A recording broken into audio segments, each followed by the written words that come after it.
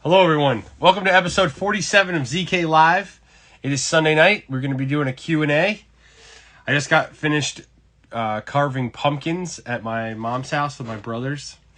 It was a lot of fun. Rushed here. I'm a little late, but I have a beautifully carved ZKFS pumpkin to show for it. So sometimes carving pumpkins with the family comes before getting to the podcast on time. So today we have a number of questions people have sent in. We're going to talk about those. We're going to answer those questions. We're going to talk about sort of what we did last week, what's coming up. We have some exciting projects in the works. We had the ups and downs of running a business, of course, happen this week. We'll talk about some of those, some of the lessons learned. We have, we just finished up 2 gloss ceilings. That was awesome. One client's thrilled, one client we probably will never be able to make happy, unfortunately. Lesson learned there. I wish I would have seen the red flags and walked away when we almost walked away. Didn't do that. That's all right. Lesson learned. We just finished up the Westerly project, which was huge. Lots of brushed Holland Lac satin and Holland Lac oil eggshell. So that Patty and the team crushed it down there. Her and Caroline did an unbelievable job. The Shoreline guys helped us out on that one. That was awesome. And then I'm delivering kitchen cabinets that we refinished for a project in Boston tomorrow morning. And we have a very exciting project waiting to get the final okay on, but I believe we're going to be doing some exploratory dry ice blasting again. So we're going to be using a different dry ice blaster, a more precision version of that same machine. And we're going to be removing 150 years of varnish on an old mansion in Newport. And we're going to be experimenting with how that goes. And then we're going to be varnishing it with a fresh coat of oil. So we're going to be taking the dry ice blaster, bringing it to this project, getting the big compressor, and we're going to be seeing how precisely and delicately we can blast so that we only remove a thin layer of varnish and we don't damage the wood. The client bought this big old mansion on Bellevue Avenue in Newport, and it needs a lot of work. Has unbelievable wood, though. Like the woodwork on these places, the millwork is out of control. And they love the character of the wood, but it's dirty. It's kind of time to be refinished. And so rather than, they don't want anything sanded because the sanding will make things flat and it will get rid of blemishes and all that character that comes with time. So rather than getting the sanders out and sanding, we're going to be doing a test. There's a lot of it. So we're going to be doing a test of the dry ice blaster. Finishing school. It's a play on words of finishing with paint versus the old school finishing schools that women would go to. So, yes, that's what FS. Someone asked, what does FS stand for? So I just carved a pumpkin. I will post about it later, but I took every year, I'm the one in my family that takes the pumpkin carving absurdly seriously and gets super detailed. And I usually spend hours tracing out my pattern onto my pumpkin with little tiny dots and then carving it out and back cutting everything so that the light shines through and you get this really crisp. I've done the ZK logo a couple times. But this time the ZK logo, that brush within that ZK is much more difficult than the ZK Finishing School logo. That is all straight lines pretty much. And I was able to do that and still get here with almost by 8. I was about 12 minutes late. But I do enjoy pumpkin carving because you just get in the zone. You get to hyper focus. I need to sit a little bit farther ahead and it will stay bright the whole time. Look at that. Still, maybe this week we'll get a logo for this podcast because I'm sure if any of you guys have seen the ZK Live the photograph on iTunes, it's pretty bad. It's like clip art, ugly roller and just says ZK Live. So I got to get a logo for the podcast. I think it's about time. So instead, we're going to put the ZK Painting, the old school logo where it still says top quality craftsmanship. I need to get a graphic designer to straighten up some of our logos to get everything up to speed. But yeah, it was a good week. We had a couple big projects. One project that we're on right now, big exterior, just got delayed because they found a bunch of rot. So that's unfortunate. We're going to be filling in the gaps with other projects that we thought we couldn't get to for a while. So we're going to make some people happy by getting to their projects sooner. But we had over 6 figures in work this week between one was Wednesday, one project was Friday. We found out that both projects were delayed. So we have a big gap in our schedule. I'm filling it with all the booked up work, but we were booked up for a couple months, and now it's a lot less. So this week I'm going to hit the ground running, and we're going to fill up the schedule again. I turned a lot of people away because we couldn't get to their projects in time. And so now I get to make some phone calls and have the joy of trying to fill in over six figures in work that we will do in the spring. It's a tough problem to have, not the worst thing, but when you find out something like that, it can be a little overwhelming, but we're really lucky, super grateful for the demand for our services right now. So we're able to, I should be able to fill in the gap pretty easily, but if any of you guys have experienced that, it can be pretty stressful. Instagram changed the little logo for the question marks. Does anybody see that? It looks like an actual bubble now, instead of the square around the question mark from before. So if you have questions, make sure you put them down at the bottom where there's that little question mark in a nice little comment bubble now, and I'll make sure to answer them to the best of my ability. Let's see. We have a lot of them here, huh? This is good. Some people were using this up. Oh, I had a message from someone today, and I want to address something that I said that I regret. I didn't think about what I was saying. But I was using a term that Adam Carolla uses all the time on his podcast to talk about superstitious people, and he was saying superstitious native. And I was just saying that to convey a term or an idea. But it was brought to my attention that is not it's not a good term. It offended some people. And so I apologize to anyone that I offended by saying superstitious native. I had no intention of offending anyone. I totally see how it was offensive. And I definitely will not be saying it anymore. We're just going to say superstitious humans because all humans are. And moving on. But I appreciate the feedback from someone who very kindly kind of brought to light what I said and how it was offensive. And they weren't a jerk about it. And I don't want to be a jerk about it. I want to be very open-minded all the time. I don't know, I'm not a native, if you will. And so I don't know what that's like. I'm not here to judge that, but I know that I won't be saying it because it was offensive, and I apologize. We're not here to offend people. This is a inclusive place where anyone who wants to talk about painting gets to come and talk about painting. Here's a good question. So, Omni26 Finish asks, should I get a Graco airless, air-assisted, or a Kremlin? All right, I will tell you, I've used a lot of paint sprayers at this point. I do not think that the Graco air-assisted airless, the Finish Pro, is a machine that really has a competitive advantage in the market anymore. The reason that we were sold the Graco air-assisted airless, or let's just call it the Finish Pro, because Graco does make an air-assisted airless that I think is a quality machine that has value in the market.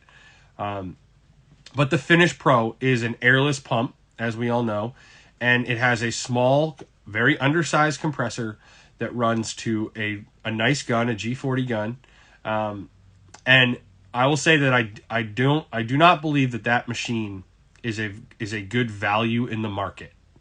It doesn't do anything better than a number of other things that do it much better. Like it's not awesome. So my first time I ever heard about air assisted airless was when I heard about the Graco Finish Pro. It's a pump that was being sold at Sherwin-Williams, and it was told to me that you could take an airless, you could turn down the pressure, and you could use some air to help it atomize, and it was this awesome machine. When I bought my first one, I thought it was the greatest thing ever. And honestly, I don't think it was, before fine finish low pressure tips, I don't think it was that bad. It wasn't that, it has no place in the market today, I would argue. What you can do with that machine, you can pretty much do with an airless machine and a fine finish low pressure tip. And if you're going to go past that to a finer finish, more controlled pump, you would want to look at a Kremlin air assisted airless or a Wagner air assisted airless or the Merkur from Graco. Graco makes a pump that is comparable. But the problem that we've talked about this before, the problem is in the paint industry, there is the residential painters and commercial painting that are architectural painting, they probably call it. I'm not sure what they call it. There's like the paint store, you go to Sherwin-Williams and they talk to you. And then there's a whole other group, there's a whole other designation for like cabinet finishing, right?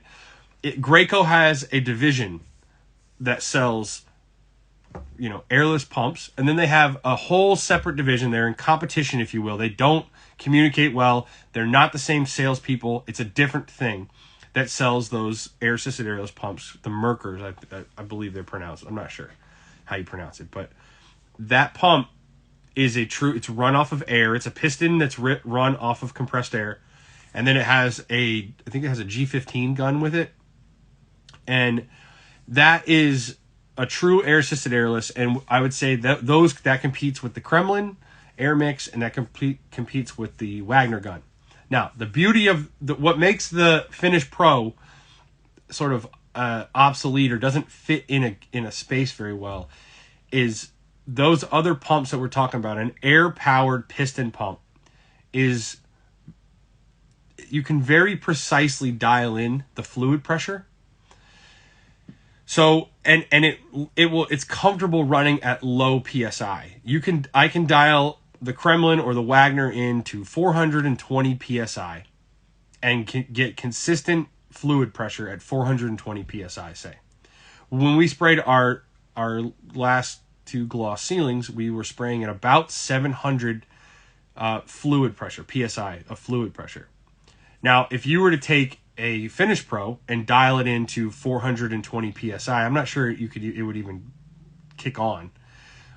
But as some of you may know that own airless sprayers, you couldn't take an airless sprayer and dial it into 700 PSI and expect it to consistently keep that pressure. They're just not designed to do that. So the whole advantage of an air-assisted airless is that you can dramatically reduce your fluid pressure, which gives you more control, lots of things. So I would definitely recommend against a Graco airless air-assisted, as he says here, a Finish Pro. I just don't think the Finish Pro has much of a place in the market anymore. And once you see what those air-powered piston pumps are like, I think it'll change your whole game. And if you're going to go from an airless to an air-assisted airless, I would definitely encourage you to consider air-assisted airlesses pumps that are powered by air. And when it's an electric pump, I don't know of one that can sustain low pressures very well. The Kremlin pump isn't strong enough for water-based paints, especially when you change the colors a lot. That's not fair to say, man. Kremlin makes a wide variety of pumps. So I'm not sure which one you have and if you think it wasn't powerful enough, but I have a pump in my booth down here that can pump. I think it could run 2 or 3 guns 24 hours a day. They make pump sizes just as all the companies do. So maybe you had a Kremlin that was a 10-to-1, and a 10-to-1, Kremlin is going to struggle to pump water-based paints. It's like that's like a Toyota Corolla compared to a big, tractor trailer or whatever you want to call it, a big diesel, right? There's different size pumps and different ratios and different size of pistons. So I think that's a broad generalization. I would disagree with you on that one. We spray a lot of water-based paints with our air-assisted airless pumps. You just need to make sure you have the right size pump for what you're trying to do. Yes. So then there's a whole other world of the diaphragm pump from Wagner, the Cobra. We use a Kremlin and a Wagner on site all the time. Finish Pro has, I just don't see why you wouldn't just use an airless. At what the way we use them, I guess. I think the Finish Pro is just it's kind of a half measure. It's halfway between two things and doesn't do an awesome job at either of those things for the price. You can get a Kremlin pump or a Wagner pump for $3,000. You have to get an air compressor to pump it, but you can get amazing control and run at much lower PSIs. That's how we do it, and we really like it. And I'll tell you, I do really like that the Wagner GM 4700 gun. I do. I haven't really used it. I used it one time, but it's a phenomenal gun. The way it's built, we have. I think if you're doing it, if you're going to look to do it, yeah, you can use a bigger gun on the Finish Pro, but still, you can't dial in your PSI to 580 PSI with a Finish Pro and expect to get consistent results. Hey, prove me wrong. Take a video doing 700 PSI on your Finish Pro and consistently keeping that pressure, and I will eat crow. But I have a Finish Pro that sits in the shop and collects dust and has for quite a while.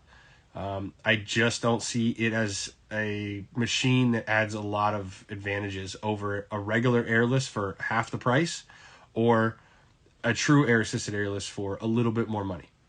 But that's just my experience. If I was going to recommend someone get a pump, I would say the Kremlin, the Wagner, or the Merkur, or I think even, I'm going to pronounce it wrong, but Iowata makes a pump as well.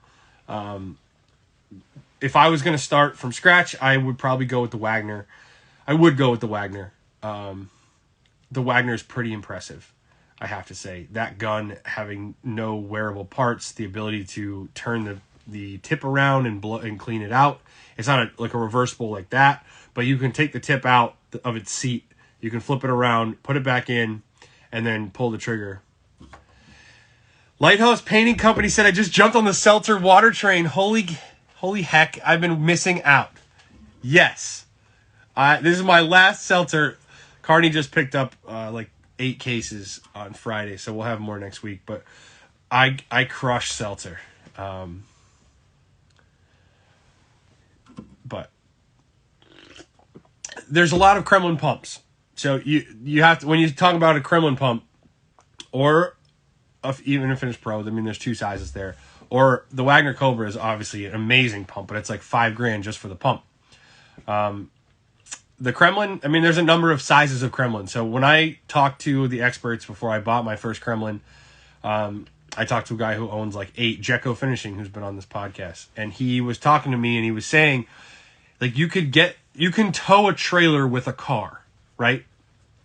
You can attach the trailer to the car and it will pull it for a while. But there's a difference between towing a trailer with a car and towing a trailer with a big diesel with a bunch of torque. One is built for it. It's going to do it easier and longer without breaking down. And that's the difference in sizes of pump. If you're going to spray like spray stain and like solvent clears, you don't need a big pump to do that. Those are very, I never get this right. They're not very viscous, right? Which means they're thin. I always mix that up. A highly viscous thing is very thick, right? I believe. So thin products are going to be sprayed through, say, a 10-to-1 Kremlin easily. But you wouldn't want to try to, I'm sure you could do it just like you could tow a trailer with a car. But if you put any kind of serious weight on there, it's gonna cause some wear and tear. That's how it was said to me. That's why when I decided to buy the pump I was going to buy, I bought the one I did. And our tools and equipment, I'm a big believer. You could argue too much so, but I would disagree. I'm a big believer in buying as high of quality as you possibly can afford, and not trying to go, like when I talk about tools, when we look at tools and equipment, price is not the deciding factor. Because generally, like if a pump goes down on a job site, so say we're spraying that gloss ceiling in Boston, right? We're in a $16 million condo. Everything's shut down for us to spray this room, and we get set up and our pump breaks down. Or we're halfway through that ceiling. That's worse. You're halfway through the ceiling and the pump breaks down. That's going to cost me thousands of dollars. So, or at least many hundreds for one breakdown. So I think when you get to when your company is busy and you're charging enough to get by, to run a business, your hourly charge rate, your labor is the most expensive thing in your company. So if I can spend $2,000 more on a pump and feel like, and get a more consistent, less risky result, to me that makes sense. Because if that goes down, that might cost me $1,500, $2,000 if I'm halfway through a gloss ceiling and it shuts down.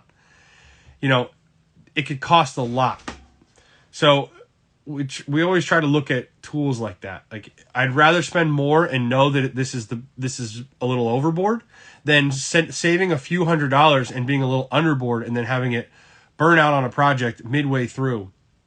Because it costs you money and labor to redo things. It makes you look bad in front of clients. So if you can afford it, I would say the same thing with the spray booth. I did a half measure because it's all I could afford at the time. And I got a spray booth for $30,000 that didn't have a makeup air unit. And it got me to where I am, and it was good. But boy, I would have saved way more than the $30,000 that it cost to do the upgrade if I had just done it originally. I ate more than $30,000 in 2 years because of rework and because of time lost, because I didn't have a makeup air unit. So sometimes when we're running our businesses, we have to look at, are we spending money smartly? Because I'm more than happy to spend money on something that's going to make us money, right? That's an investment. That's not a liability. And oftentimes our tools we're investing in our tools and equipment. They're what allow us to get work done efficiently and professionally. So, I try to look at our tools through that lens. And I mean, obviously there's a time where I couldn't afford to do that as much. And so but maybe buy less pumps and wait and get a little bit bigger one. But that's neither here nor there at this point. But don't buy a Finish Pro. Anyone who owns a Finish Pro that loves it, tell me today, knowing everything you know, you would still buy another one. I don't believe that there's a good case to be made for that. All right. SEC Painting asked me this question this week. Actually, it was today, but I'm going to try to, I get asked a lot of questions throughout the week. I'm going to try to have people ask me these on Sunday nights, and I can sort of get them out of the way, and hopefully more people can hear the answers and they'll be on record instead of me saying the same things to 14 different people who DM me 14 different times, which I've been doing for years and I have no problem with. But it's starting to get to the point where I don't have as much time, and so I'm going to prefer to answer questions here. And so SEC was very kind, and when I asked him, could you just put that on the show tonight, he did, so now we can answer this question. What line of FPE do you use for exterior painting, body and trim? So, Fine Paints of Europe makes three exterior paints. They make Holland Lac, that's an oil enamel.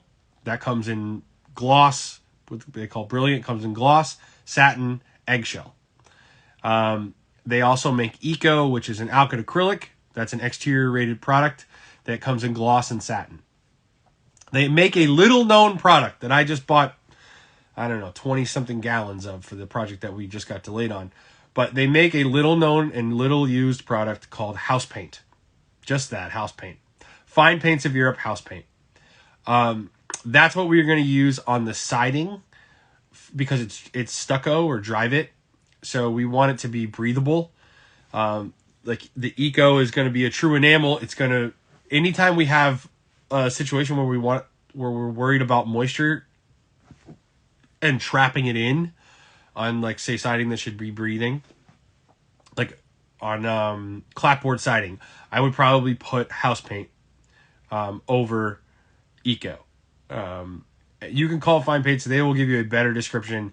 It's been a while since I talked to Emmett about those two products, but when we were doing our research on this exterior project that had stucco, and I was devising a paint spec for it, we determined that the Fine Paints of Europe house paint would be a better fit for the siding because it's an acrylic, not an alkyd acrylic. It's going to breathe better or something like that. I call them and ask them, but they make sort of a non-enamel body of the house paint, and then they make and it only comes in satin, and then they make Eco, which is what we're going to use on the trim. So we're using Eco Brilliant on the trim because they already have gloss on there now, and we're using house paint on the body. And the reason we use fine paints on the outsides of houses, just like on the inside, like the reason that that's why I started actually in fine paints was for exteriors, is because it's going to last significantly longer than the top of the line Sherwin-Williams Benjamin Moore domestic paints. The raw ingredients are of higher quality. They're undiluted. That's the biggest piece about why fine paints is special, is they don't dilute their paint. When you look at cheaper paints, the question is, what else did they put in the gallon other than paint to make it cheaper? And they're adding fillers to the paint and lower quality raw ingredients to the paint to fill the gallon up with cheap things, because high quality resins and high quality pigments, those are expensive. And so when you find cheaper and cheaper types of paint, it's because they're adding more and more filler to it. So when we're looking for color fastness, which is, our top priority often, color fastness is going to come from high quality pigments and high quality resins and binders. And so Fine Paints of Europe is going to last at least twice as long as a domestic product, probably longer. I've seen it last quite a while. I've seen 13-year-old trim paint jobs that look brand new. It's just a different animal when it's done. When you see what's in the gallon, it's a far superior product. And when we're doing all the labor that we're doing on these beautiful homes, or just for clients that want to know, I want to paint this once and not have to worry about it for a while, Fine Paints is the perfect product for us. SEC said, thank you. I dug into their site and found the house paint. I spec'd my estimate for it. I hope to get the job. I hope you get it too. I can assure you, you're the only one who's going to be speccing Fine Paints house paint on that if they're getting other prices. I can guarantee you that. So hopefully that gives you the advantage that you need. Here's a good question. Picasso Finish 1 said, what's going on here? So I put the question up over a picture, and I'm assuming that he's referring to the picture that I posted. Sorry, I have like a little head cold. Not even a head cold, just like allergy stuff. My sinuses, I feel like I'm talking with my nose shut. So in that picture, we are restoring 180-year-old entry doors.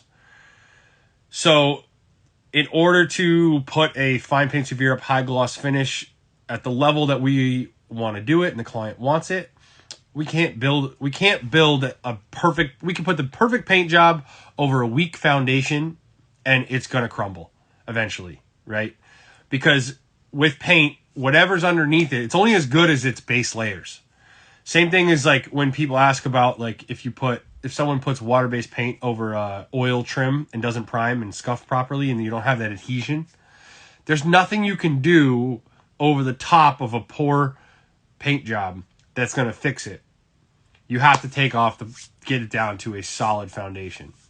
So the picture you saw is us using chemical stripper to remove 180 years of paint jobs to get down to a fresh substrate of bare wood so that we can build our super duper paint job that's going to last a really long time and be really beautiful and not worry about it being compromised by compromised paint jobs underneath. And when I post the final photos of that job and you see the befores, you'll understand what I'm talking about. there's lead paint on there. It's not attached. You can scrape and peel it. And if I'm going to scrape and sand peeling paint on an entry door, we're going to strip that whole door. We're not going to do the paint job, the level of paint job that we're going to do for a gloss door. We're not going to do that over a compromised previous paint job. So in that picture, we are using Smart Strip Pro. A couple people have mentioned some other products. Airplane stripper, someone said. We have a new apprentice in the place, and honestly, with the shop setting, we have efficiencies that are different than if you were on site. Like, we have a lot of projects in the shop right now, and a lot of things to do. So it's very easy for us to spend 5 minutes applying non-toxic. You can put your hands in Smart Strip. It's very easy for us to quickly apply a coat of stripper, put the plastic on it, come back the next day, scrape off the dissolved paint, and do a second coat. That's really, really easy for us. And when we're done with that, we don't have to neutralize the door, right? We don't have to do a bunch of things and wet the door down with a bunch of neutralizer to get the pH to where we want it to top coat. And we don't have to worry about chemical burns and all those other things. So I made the call on this one to go with Smart Strip Pro because it's a fairly strong stripper, but yeah, it took us 2 coats. But it's water-based and non-toxic, and for the situation we had with where it's in the shop, we have a long timeline because the client's getting new hardware, and there's a lead time on new hardware from Brassworks. So they're getting, these beautiful old doors are going to get new hardware. We have to wait 6 weeks for the hardware. So we're not under a time crunch, and it was a much easier thing for us to do to use Smart Strip Pro. But that's why you need to understand all the types of strippers, all your options, and use the one that best fits the situation. If I was on site doing something like this, I probably wouldn't have used it. I probably would have used a stronger stripper that worked in one coat. Probably. Depends on what the situation was. Houndstooth asks, why not get a new door? Those are 280-year-old doors. There's a lot of history. The client likes the history to that. It's probably... there's a number of things. One, if we get new doors, we probably have to get a new frame. That was been my experience. The last time we had a new door put on for a client, the frame was out of square, but also out of plane. So assuming that we could just get 2 doors and put them up, each door is probably $5,000 a piece for a new door. So you're $10,000 to get new doors, I would guess, for solid mahogany, well-built doors in this situation. And then you get into the hardware. The hardware on these doors is 180 years old, and we're saving a lot of it. They're putting in a new lock set and new knobs and some new stuff. But there's like the thing that goes down at the bottom of the door and up at the top of the door that locks in the passive door. All that hardware is getting polished up and put back on. So it would be a huge undertaking to make new doors in this situation where it just doesn't make a lot of sense for us. It wasn't cost effective. I don't think there's it's also just cool to have those older doors because there's a large amount of work that has to happen one way or another.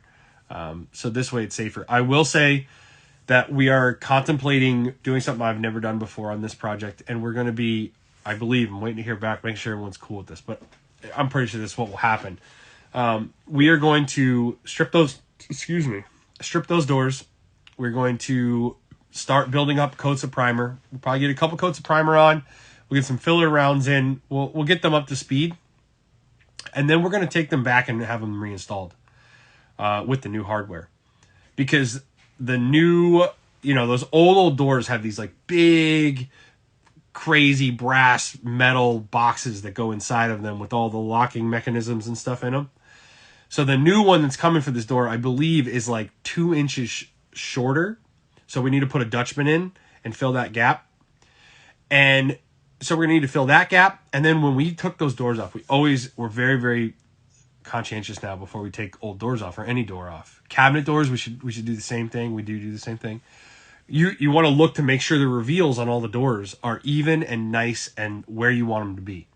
Because if you don't notice ahead of time that the door's not sitting properly or the reveals are wrong, and then we're going to put 7 coats of paint on these doors, maybe 8, we're going to add some mill thickness. So right now the reveals around the doors on the 2 sides specifically are so tight. And then you're talking about getting new hinges. So they're getting new hinges, and the way the hinges are put in and mortise is going to be funky, and they're probably going to have to do some remortising of things to get the new hinges to fit. So rather than us bring them 2 beautiful high gloss black doors and say, here you go, carpenter, have fun, that wouldn't be right. We know there'd be some issues. It would not be the reasonable thing to do because of the stakes. I mean, it's not cheap to have 2 gloss doors done by us. It's not cheap to have the new hardware installed. Like, it's going to be this beautiful restoration of the front. So if it requires one more time where we bring the doors to the place and the hardware all gets fit, we always want the hardware fit before we do the final coat on the doors, right? Because last thing you want to do is like, oh, here's this piece of art, carpenter. Now start drilling mortises into it and, blah, blah, blah, blah. So that door, there's 2 doors actually that are the same look. Those doors are going to get fully restored, and I would imagine, I'm pretty sure it's not going to be a young carpenter who installs those doors. The guys who know how those old locking mechanisms work and can tweak old doors, they're super skilled guys. Have been doing it for a long time. So we're going to find an old door guy, most likely. The client's going to be the people we're getting the hardware from are going to find us somebody who's going to be able to put all this crazy hardware on and make it all fit, because that's not a job that we would ever want to do. I'll tell you that. So the answer to your question is Smart Strip Pro. Boy, can I talk, huh? I answer questions as long as... Okay, here's a good question. What product am I using for filler? We use a number of different products for filler. We use Elmer's wood filler. We use 2-part polyester fillers. We use Abitron. We use Nitro Stan. And it all sort of depends on what we're trying to fill and what the timeline is. Will it be primed? Will it not be primed? Lots of different things. But in this case, we're going to be using probably a lot of Abitron. Not a lot. A decent amount of Abitron and some mahogany pieces, possibly. I think we can do a Dutchman with Abitron, though. I'm not certain that we have to actually put a piece of mahogany in there. But I'm going to leave that up to the door guy who's putting in the new hardware as to how he wants us to go about filling in that void. But SEC asks, what compressor are you using to run the Icebreaker? So the Icebreaker 18-40, which means it's a 1:18 piston stroke ratio, and it's a 40 cc piston, I believe, which is a pretty big piston. Most of them are like 25, like the entry level ones I think are, 10C18. So the small Kremlin is a 1:10 ratio, and it has an 18 cc piston. So you're talking about an 18 cc piston versus a 40. It's a big, big difference. It's a big boy pump. So and they don't have specs on their website that say, here's how many CFMs are required to run this pump. And so we're using a Rollair VT25 big, and we were expecting that would be enough, because that's enough to run a Kremlin. It's not enough to run an Icebreaker. We did a test, and we found that when we added a second compressor, magically our gun was spraying much nicer, more predictable pattern, consistent pattern, when it had 2 VT25 big air compressors. So that is our go-to compressor because it is inexpensive. It has a large CFM. It has just about the largest amount of cubic feet per minute volume of air produced for a 110 plug-in compressor. So we can plug it inside and it can run. So we max that out. It's the most you can get for that, because CFM is what we care about. in this situation. We don't care about PSI. We don't care about gallons of tank storage. And it's also designed to run consistently. It's a continuous use cycle. That's very important, as I believe. So we use 2 VT25 bigs. We run them in tandem. And that powers our icebreaker. It's a very big pump. And man, it laid out glass.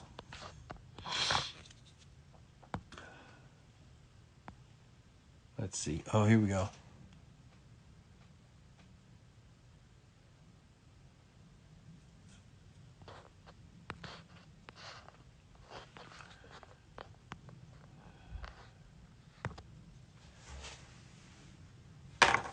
Phil, we're going to do an A/B test, 2 compressors to 3.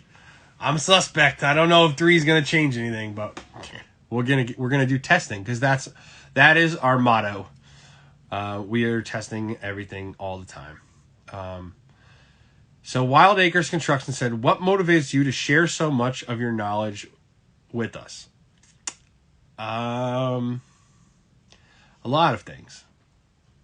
I mean, I think it started by, like, I'm a knowledge thirsty person. I have always been. I love to learn. And so when I was a young painter and I was trying to, yes, we will test with 3 next time. So when I was a knowledge hungry painter and I was looking to learn, I had my boss to learn from, who was not going to teach me much more than what he needed me to do that day. And I had the internet, I had painttalk.com, and I had to sift through a lot of crap to get some little gold nuggets. And so I think one major piece is I want it to be easier. I think our trade we've done a horrible job as an industry, as an entire trade, at exuding professionalism across the board. And like, if you just say the house painter does not have connotations of, the neurosurgeon, which obviously neurosurgeons go to school for a long, long time, and but you know what I mean? There's a lot of, it's kind of the Wild West when it comes to painting, and generally, so I wanted to change that selfishly so that my company can do well. And, I think it's good to have more companies that do good work, because then when your client goes and gets a price, they don't get 2 prices that are, 5 times less than my price. Hopefully they get 2 prices close to me and 1 guy that's 5 times less. I just think it's better it's good for all of us if the whole industry gets better. So I definitely believe that. Selfishly, I believe my company will do better if the whole industry does better. Definitely. That is like big for me. There's too much evidence in my mind that supports that.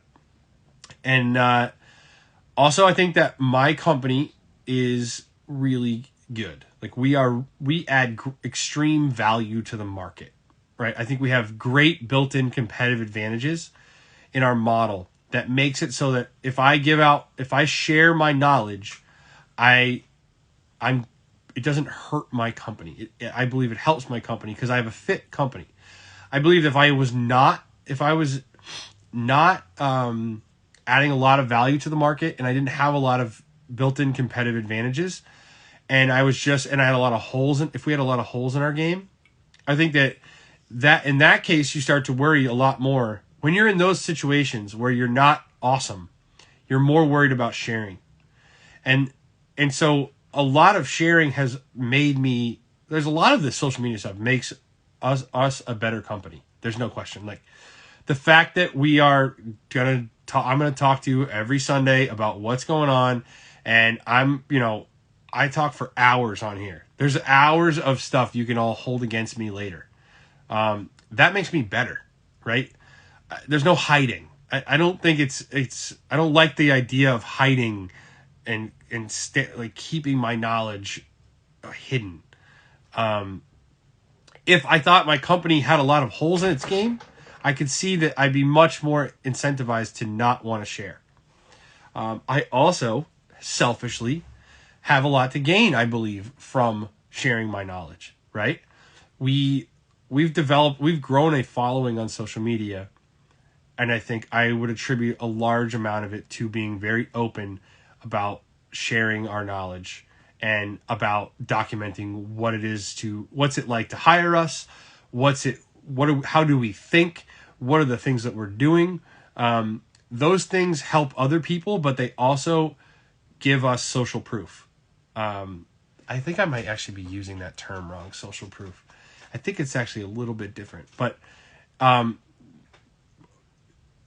there's an advantage to that. And then, I started a painting school, if you will. Yes, ZK Finishing School. We're calling it a school. It's going to be a real school one day with a real brick and mortar place. Right now it's at our shop, and it's awesome. But I was able to, finally I was looking at, I'm adding all this value, and there's a huge market for people. I would have gone to my school in a heartbeat. I would have been here every single week. This kind of stuff, I think what we're building here is pretty special in giving away all of this stuff, It's huge. So I have a lot of, it's all, I think we're all selfishly motivated, even if it's to do good things. So, I think for us, it's good for the company. It's good for me. I sleep well at night knowing that I'm helping. I believe I'm helping increase the respect for our trade and helping people respect themselves more, because I needed that for a long time. I don't know. And honestly, I enjoy it. I enjoy it. Obviously, it's Sunday night. I'm here talking to you guys. So I obviously enjoy this stuff. My friend here, Caesar from MFC, has come to 2 ZKFS courses. We have a number of people who have already messaged me with their success stories from what they've learned at the classes. And dude, that's the coolest thing possible. When guys send me messages saying, I just sold a job as the most expensive guy, because of things I learned at the sales and marketing course, that's awesome. And when Caesar tells me he sold a $30,000 plus gloss job, because of things he learned at both of those courses, nothing feels better than that, man. There's a lot of things, selfish things, but the best part is knowing, because helping people, I think, is great for the human soul, right? There's something about helping people that is powerful and makes you feel good. So, I think most of it, all of my motivations are selfish, but I don't think that's bad, Prove me I'm wrong, I guess. That's what I always like to say. Here we go. Here's another one of our ZKFS alumni. Friesen Fine Finishes says, for dustless sanding, what extractor do you recommend? All right. I would say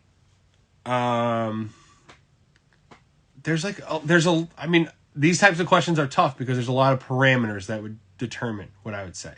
But honestly, what am I talking about? It's Festool vacuums. So which Festool extractor are you going to buy? Cosmic Painting and Drywall, send me an email at zkfinishingschool@gmail.com. The next one is, I believe, the November 19th and 20th. There's a few. We're keeping those classes to under 6 companies. We want to keep them really small so that everyone, the smaller group for the finishing school, for the sales and marketing course, I think was very powerful, this last one that we had. And everyone got to be equally sharing their working on their companies equally, and not some people being left out. If we had more people, I think that might happen. So send me an email and we'll talk this week. So yes, I think Festool extractors are the best one. The bags are readily available. They have a number of different sizes. I think we prefer the middies for all of our site work. We have a number. I think we have 5 or 6 at this point, middies. They're great. In the shop, we have the CT26. That was the first festival stuff I ever bought I bought an RO90 and I bought a CT26 like 7 years ago. And still have both of those. They're both running strong. But the CT26 is just too big to be brought to job sites. It's not really an awesome, like, the bag gets a quarter full and it weighs a ton. So I definitely prefer the Festool extractors over the Merca extractor. I've not done like crazy A/B testing. I will be fair. But the Merca extractor is a bit bigger, and the midis are just these beautiful little tiny compact guys that I would say the new midi is kind of annoying. I bought the new midi, had no idea it was a new midi. I just called my supplier and ordered 2 more midis, and they came, and they have like Bluetooth connectivity, and they have a different size bag, which is ridiculous. Festool, if you're listening, what were you thinking? I just think that was such a huge error to change the bag size in your vacuum. Like, I just don't understand why you would do that. So now what we're doing is we've got those CT16s, I think they're called, like the cheap midis. And those are good, but they also have drawbacks, right? They don't have a brake on them, and the hose is not as nice. So now what I'm going to be doing is looking at trying to find the last generation's midis, if I can, because they have a midi-sized vacuum bag. The new midis have a mini vacuum bag, which is ridiculous. It is what it is. But I think the Festool, I'm a big fan of the Festool extractors. I've never had one break. Honestly, that's actually pretty crazy. I've never had a Festool extractor ever break on me. And I've had them for years and years and years, and we work them hard. Never had one go down. That's actually pretty crazy. The sanders, definitely had the sanders go down. They take a beating too. I actually just had a Festool one go down. Just had a Merca one go down. The sanders go down at a much higher rate. The extractors, I've never had any issue with it. And it's nice and compact. You can carry it around easily. Great vacuum. Extractor, whatever you want to call it. If you want to sound fancy, call it an extractor. We just call them vacuums.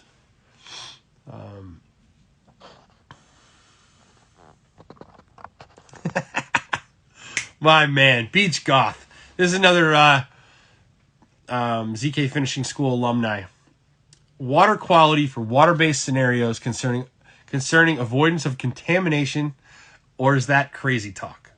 I love this guy. He's the micro. We're gonna call him the micro man. This guy, it's safe to say you overthink things, buddy. I do too. I love it. I used to. I try not to. I'm trying to get way more in the macro these days and not so in the micro. But I get where you're coming from. Yeah, I mean, I think it's a very easy thing to do. We only use limoncello seltzer when we thin our water-based paints. We've tried the other flavored seltzers, and limoncello is the best way to water down your paint. It's going to cause no contamination. No, I'm just kidding. But I think, yes, it's easy. Just use distilled water. Like, you can buy jugs of distilled water. That's what we've done. Honestly, I would lie if I was telling you that we always do that. In fact, we probably haven't done that. You want to know when we were using distilled water to thin our stuff? Was when we were having all the issues in the world with Malaysia, and we were banging our heads against the wall, and I was losing thousands of dollars and ruining relationships, and I could never get Malaysia to work. And it is what it is. We've moved on from Malaysia, and we have not missed it. But when we were thinning that stuff down, generally we don't ever thin our water-based paints anymore with water.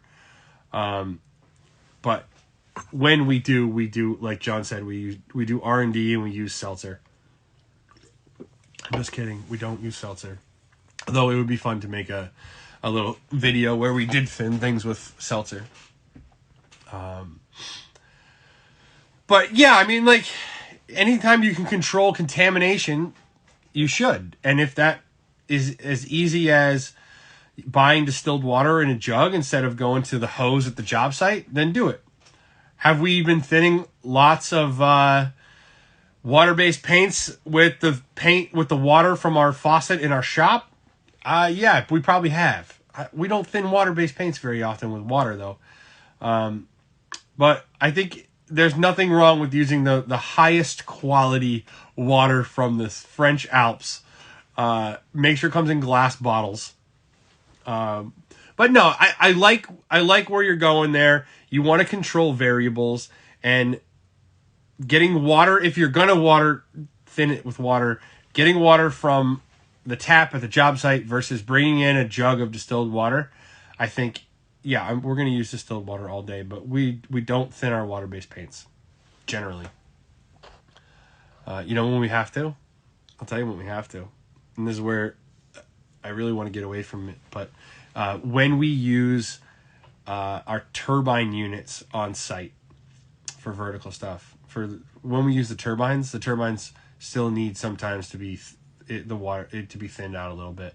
This last one that we just did, we thinned it with a little bit of water to get it to go through the turbine, and that's where obviously we want to get away from that.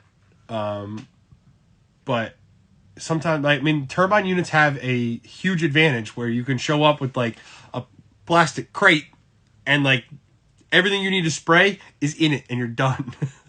You know, when you get into the cup guns on site, that's 2 big compressors, and then when you get into the air-assisted airless, it's 2 big compressors and a big pump and a lot of waste. And so, you know, baby steps. But yeah, I don't think there's anything wrong with thinking about reducing the amount of contaminants. Caesar, you had a great idea, didn't you? Caesar said he thins his Holland Lac with Scotch. I hope it's high quality European stuff. Scotch there must be Scotch from Europe. I don't know. I don't drink anymore. Let's see. We have more questions. Not that one. Someone asked what our annual sales are. This year we should be right about $1 million. We'll see. Tom Slick said, I took your advice and purchased the ED 655 and I have yet to spray, but I was wondering what tip to use for doors. There's a long one. It came with a 50 and then you can't read the rest. Tom, I'm sorry, I can't read the rest of your question. 508, maybe? So Tom asked me, I don't remember telling you this, Tom, but if I recall, Tom is just spraying some cabinets, not a lot, and I don't really know. I'm making this up. But I think the ED 655 has great uses as a great little tool for water-based stuff, and it's a good little gun, good little pump for it. You know, for not large projects. You know, it struggles to pump the oil. Like we don't like the oil through it anymore. We tried oil through it. It struggles to pump it.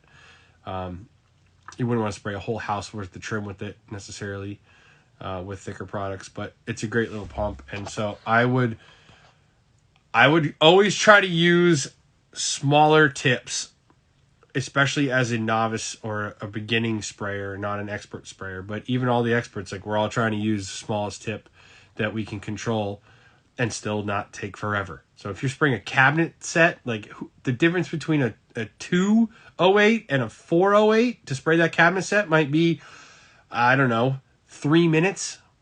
If you're spraying out an entire room, like, you don't want to use a 308. Like, no, get yourself a 517 or something. What product are you spraying, Tom? He said, what's diameter? The short hoses are great. That's why that's a huge advantage. Less product, and it cleans up real easy. The ED does. What product are you spraying, Tom? Yeah, the ED, it's a great little pump, but it struggles. Water-based paints, yeah, use an 08. Use a 308, like Phil said. Use a 308. You can't go wrong with the 308. If you were going to spray out an entire house with a primer with a 308, Mickey the painter would fire you real fast, and that would not be the way to go. And you would not want to use an ED, and you would not want to use a 308 to spray out a house full of primer or a house full of trim or a house full of anything. But if you're going to spray out a kitchen, an ED with a 308, that'll work.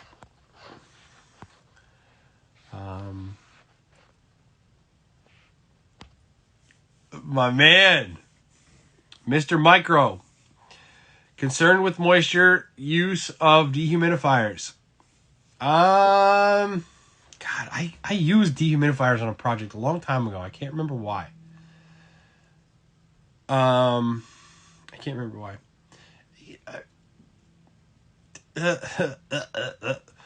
If you're in like Louisiana and it's like 90% humidity, like I could see using a dehumidifier. Honestly, we don't think a lot about using dehumidifiers on projects, unless it's not an air conditioned house and it's, I don't know. We just don't think about dehumidifiers and the humidity that often, and maybe we should. I don't know.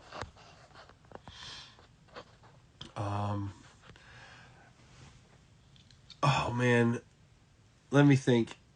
I saw this question earlier. He said, oh man, I got serious allergy stuff going on. Worst spray mishap in your career. Man. Honestly, what comes to mind, there's probably a worse one someplace. But honestly, what comes to mind first and foremost is the first time my first big fine paints job, where I sprayed a ton of Eco with the Finish Pro. Actually, it was all the Finish Pro's fault. Had nothing to do with anything else. No, but we used a Finish Pro, and we sprayed a decent sized house. It wasn't a huge house. It was like 2,000, 2,500 square feet. I don't know, something like that. And it was like a remodel, so it had all new trim and new doors. And we prepped them all up, and we primed them, and did the whole thing, and then we sprayed a bunch of Eco. And boy, I did not test. I just sprayed. That's how we were taught, and that's why people come to school and we teach them a bunch of things. But one of the big things we teach them is don't just spray things. Don't just try things on site. Like, do a full-scale mock-up test. See what happens. See how the paint dries before you go do a whole house worth of trim. And I wish I had known that then. It cost me a lot of money. But we sprayed those doors a couple times. Lots of sags. Lots of pinholing. It was pinholing or sagging. And I couldn't find a happy medium. And I was stressed out and I was upset. And we just didn't know what we were doing. We were trying on a job site to get something to work that we should have been testing ahead of time. And it cost me a lot of money. And I wish I would have not done that. So if you're going to spray Eco or any product you haven't sprayed successfully in the similar situation, make sure you simulate that situation with the new thing you're going to be using and everything controlled. Same sprayer, same everything you're going to use, so that you can confidently go, when I go and do this project, I'm not going to be sanding out drips from 40 doors. Because that sucks.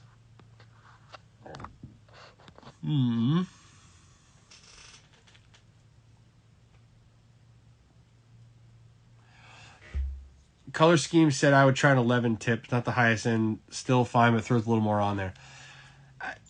I don't know. Like, he's talking about doing just trim and small jobs. Again, an extra 15 minutes even. I doubt the difference between a 308 and a 311 is 15 minutes on a small project. It's probably like 2.5, 4. Like, for a guy that's not doing a lot of this stuff, I would stay small orifice.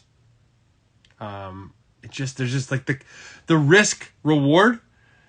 I don't see it there. Like, even if it's an hour it takes you extra, it might be worth it to prevent any drips. How many years did you go prior to hiring an employee? I wish I would have gone a lot longer than I did. But I hired people pretty quickly. I didn't hire. I mean, I brought on my brother, and I brought on like some random people, and I had some good people, but you know, we paid them cash, and it was all loosey goosey, and wasn't awesome. Like it wasn't. Now sales and marketing course, we were going over it with some guys, and now I think really the way is build up enough work where you can charge what you actually need to charge to turn a real profit, which is $45 an hour plus. And until you were charging $45 an hour plus, that's anywhere in the country. So if you're in New England or you're in California, you better be charging more than that, I believe. And if you can't find a way to get people to pay you that hourly rate when you're just yourself, then you need to keep working until you can. Maybe have one other person. But until you can get the demand side of the equation up to where you are charging what it costs to actually make a living doing this, when you figure in all the expenses that happen, there's so many things that happen that cost money that you don't have if you're just an employee. So people will go, well, I was making $22 an hour, and now I'm billing at $30 an hour, but I work for myself. Guess what? You would make way more money if you just worked for $22 an hour for somebody else than if you were getting paid $35 an hour as your own boss. Like, the numbers just don't add up.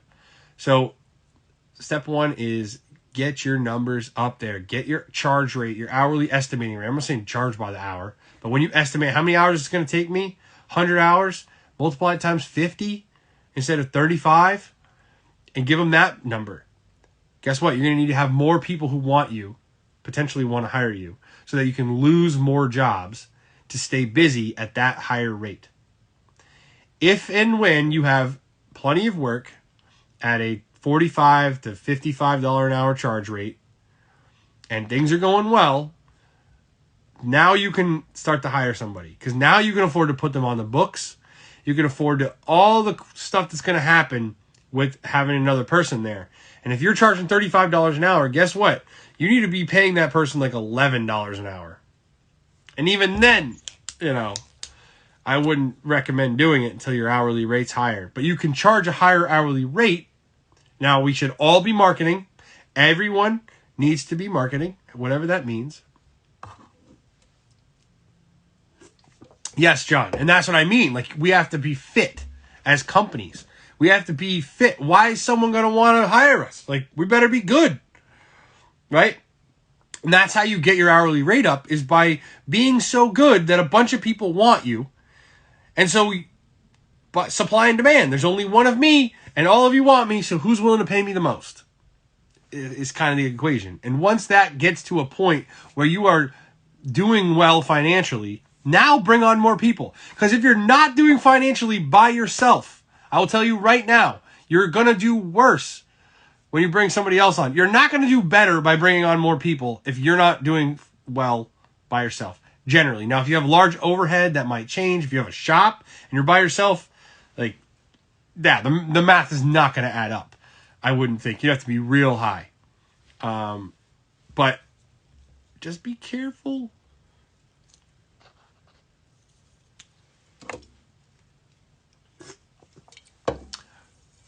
Let's see. Sorry. A lot of people just chimed in. I must have said some controversial things.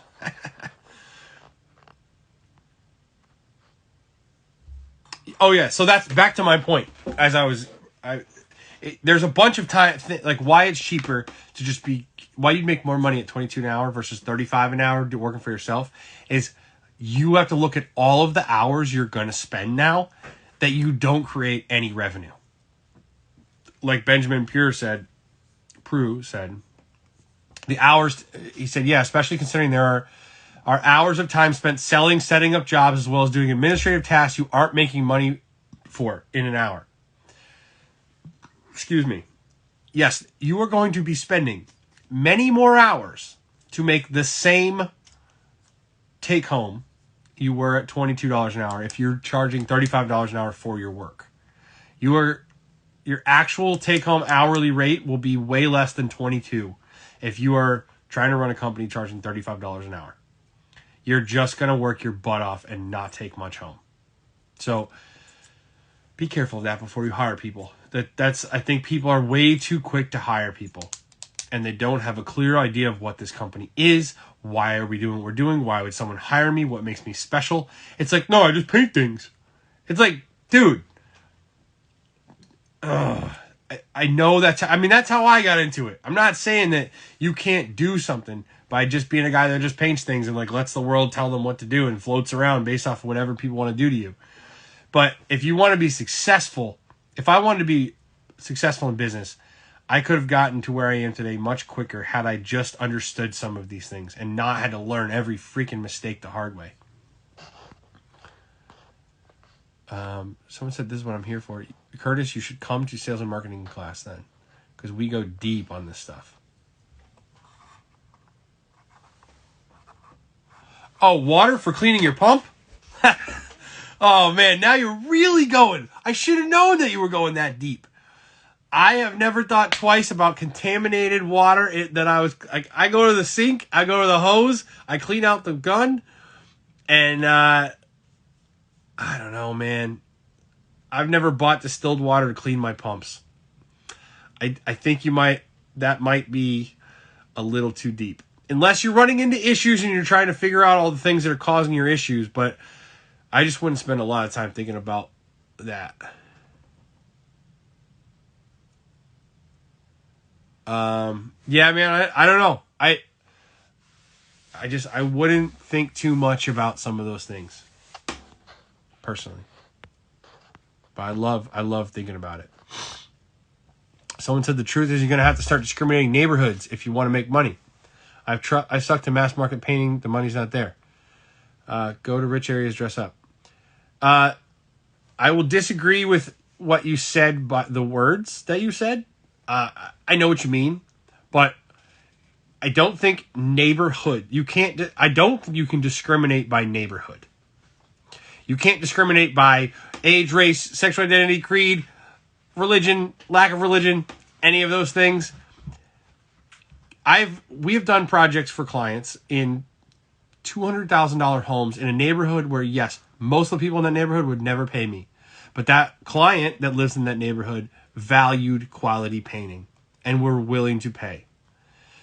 It's not about discriminating neighborhoods. It's about discriminating against bad clients. So we need to find people who value what we offer. And percentage-wise, do more of the people who value what I offer live in nicer neighborhoods? Absolutely. But if I said, oh, wait, Miss Jones, you live on that street? Oh, we don't do work on that street. I'm kind of picking apart what you're saying, but I think that it's not the neighborhoods. It's does somebody value what I offer? And if you don't, I'm going to find someone else that will, rather than try to make you happy and try to make you value what I offer. That's where I think you'll hit your head against the wall.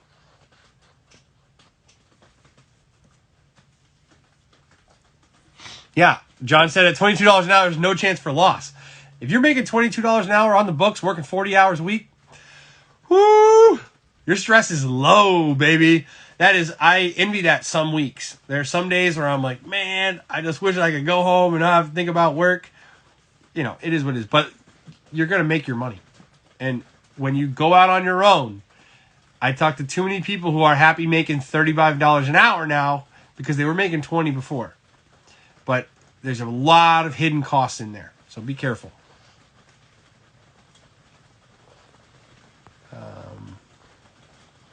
Yeah, we don't care where you live as long as you pay. You know, we can't make decisions based off people's zip codes, whether or not they like and value high quality painting. That's just not a good way to go about it. I have much, much clearer, much more defined parameters than zip codes. Zip codes are way too broad of a parameter to determine my ideal client based off of. I'm looking at a bunch of other things to determine my ideal client. Yes. So Hugh Woodworking says, you set your price for doing the work. They will determine if they want you. And that's it. Here's what we offer. And it's like a date. Like, do I want to work for you and do you want to work with me? And we're both feeling each other out. A good sales process should be both people are feeling each other out to see if this is going to be a win-win. And honestly, we try to do a lot of that over the phone. And do most of my clients have more expensive homes? Yeah, but that surely doesn't make that all my clients have expensive homes. That's not true. John said something that I wish I couldn't relate to, but I can. My guys have made more money in a week more times than I'd like to admit. Yes. You always are going to make your money when you are an employee. And when you're the owner and you're trying to build a company, there are a lot of weeks where you're going to take it on the chin. And, it's a long game with hopefully a payoff at the end, but there's a lot of sacrifices, time and money, for quite a while.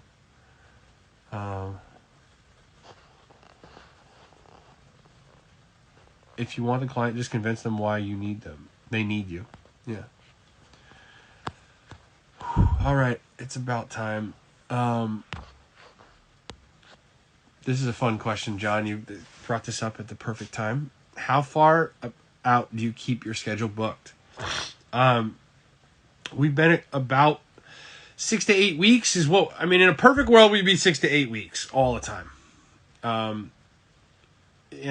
That's not always true. Right now, it's like not 6 to 8 weeks. Today, it's not 6 to 8 weeks.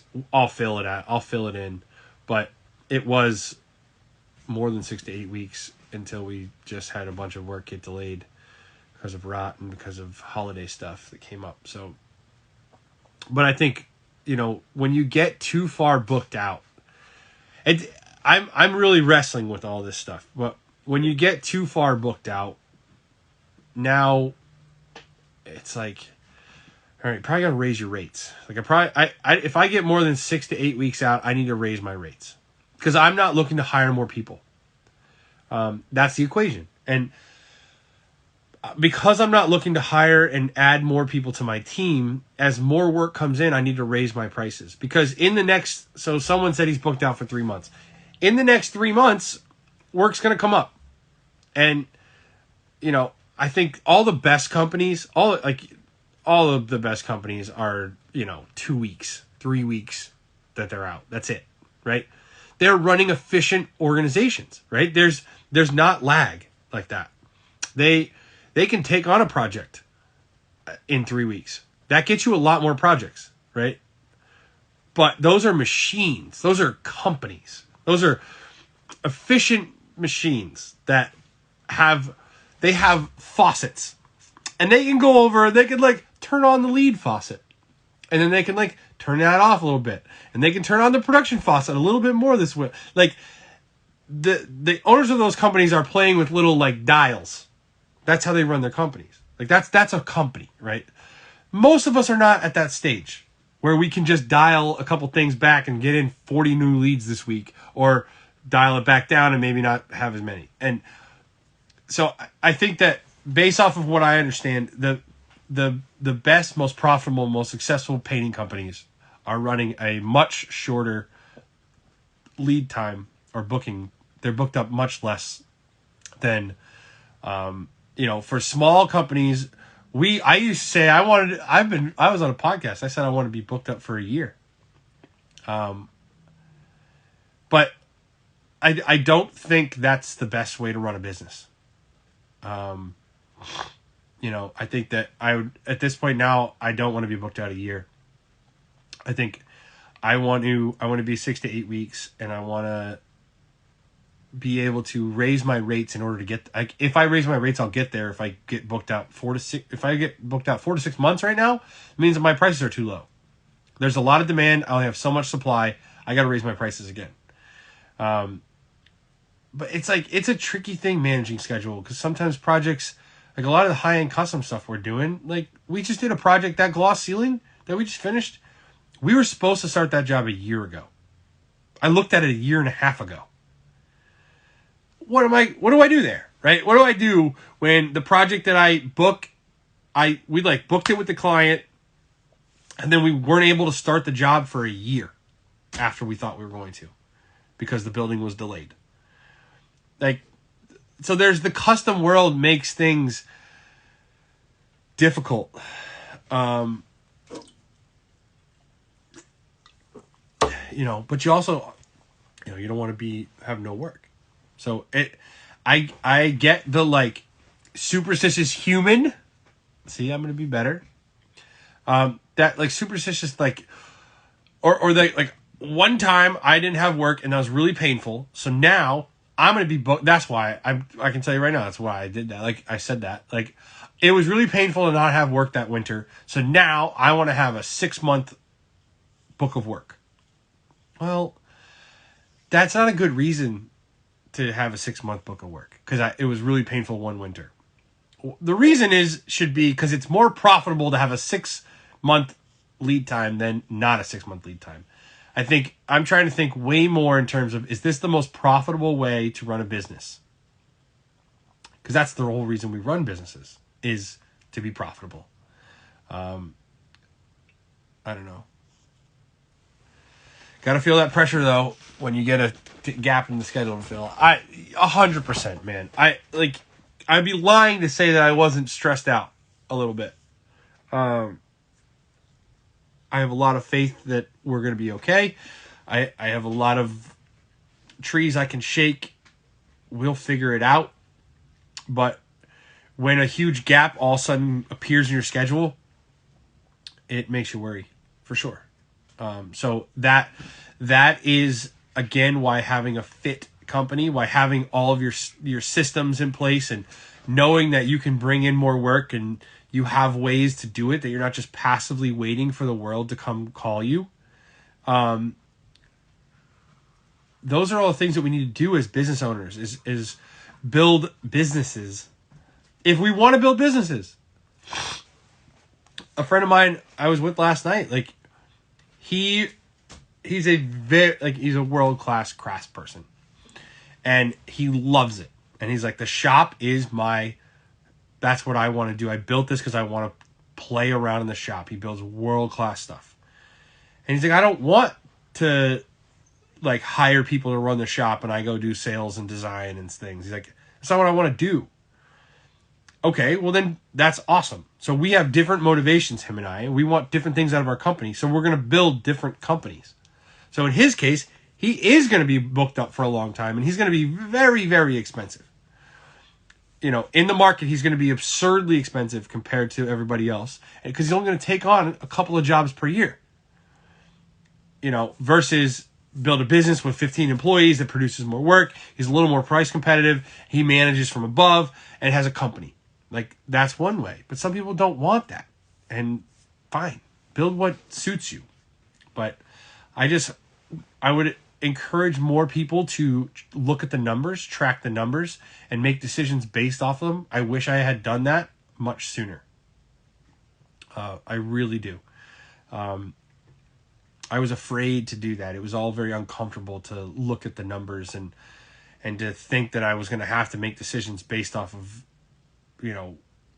profit and loss and how well I did, how fit was. I didn't want to look at how fat and out of shape my company was, if you will, in this metaphor. We use a great metaphor at ZK Finishing School that I will not share on here, but it's a tremendous one. Makes me smile a little bit. And I think it's very apt we need to be fit as businesses if we want to make profit. And there's a lot of ways to get fit in our businesses. So schedule right now. We don't have a ton of work booked right this moment, because I've been turning down a bunch of work. We couldn't get to it, right? Like when people were calling, I'm like, I'm 2 months out, 2.5 months out. All these people who were calling I couldn't get to, now magically we can help. So it just changes the dynamic, adds a little bit of stress. I think that's the last question for the night. I hope everyone has a great week. Thank you everybody for watching. I'm glad that we're bringing the ZK Live interviews back to Instagram Live. We tried it the other way with PCA. It just didn't work. We weren't able to easily. I have three interviews I need to post on Instagram. I still haven't done it. Like, what the heck? But you have to go to a laptop. I have to go to my wife's Apple computer to try to post them, and you can post an hour clips. This way I finish this thing up and we just post it. So I thank everybody for watching. I hope everybody has a great night.